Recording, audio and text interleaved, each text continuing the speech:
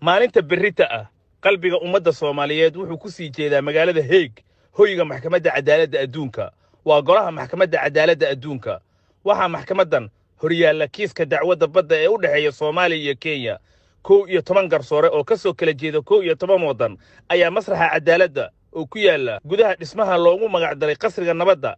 go'aankan ka soo saari doona waxa 12 bisha la dhowrayo waa go'aanka maxkamadda Kenya horay ayay u diiday dacwadan haddana go'aanka ka soo bixi doona ayayba ku sii gacan sayrtay halka Soomaalidu ay bilowday durbaantunka dabaaldega natiijo ay go'aankeeda maleeyeen wuxuu go'aanka noqdaba hirka biyaha cadaaladda birri labada dal mid ayuu qaadayaa haddaba maxay tahay maxkamadda go'aamin karta masiirka iyo laanshaha dhulalka maxkamadda cadaaladda adduunka waa waaxda lixaad ee hay'adda qaramada midoobay waxa la aasaasay 1945 I wish it every success in the performance of its staff. waxayna shaqada bilowday 1946 maxkamadan waxa loo igmaday inay ka garnaqdo dacwadaha muranka sharciga ee ay soo gudbiyaan dalalka si waafaqsan sharciyada iyo heshiisyada qaramada midoobay maxkamaddu waxay ka kooban tahay 15 garsoore kuwaas oo muddo xileedkoodu yahay 9 sano waxa doorta golaha amniga ee loo dhan yahay ee qaramada midoobay iyo golaha ammaanka go'aanada maxkamaddu waa kama dambays racfaan iyo ugu celi midna ma jirto maxkamadan marka ay go'aanka soo saarto kadib iyadu awood ma lahan inay fuliso go'aankaasi iyo waxa laga yeelayo haddii sida dad badan ay filayaan baddan loo xukmiyo Soomaaliya taasi waxay noqonaysaa marka in Soomaaliya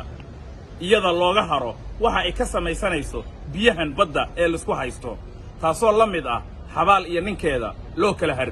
ilaa 1946 waxa maxkamadda hor yimid in ka badan ilaa 180 dacwadood kiisaska Afrika ee tusaalaha u noqon kara Soomaaliya waxa ka mid ah Cameroon iyo Nigeria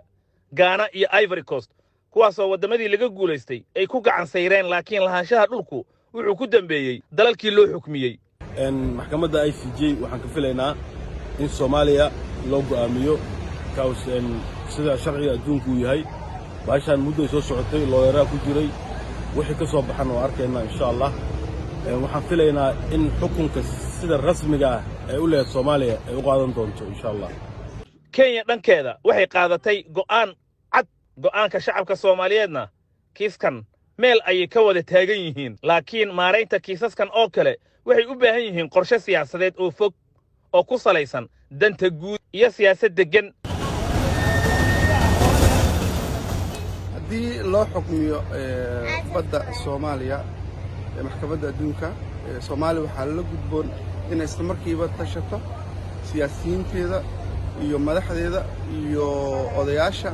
inay isku tagaan oo baddaas go'aan laga gaaro haddii laga maarmi waayo xataa in wadamo kale heshiis lala galo si kheyraadka baddeena ku jiro aan ugu nacfino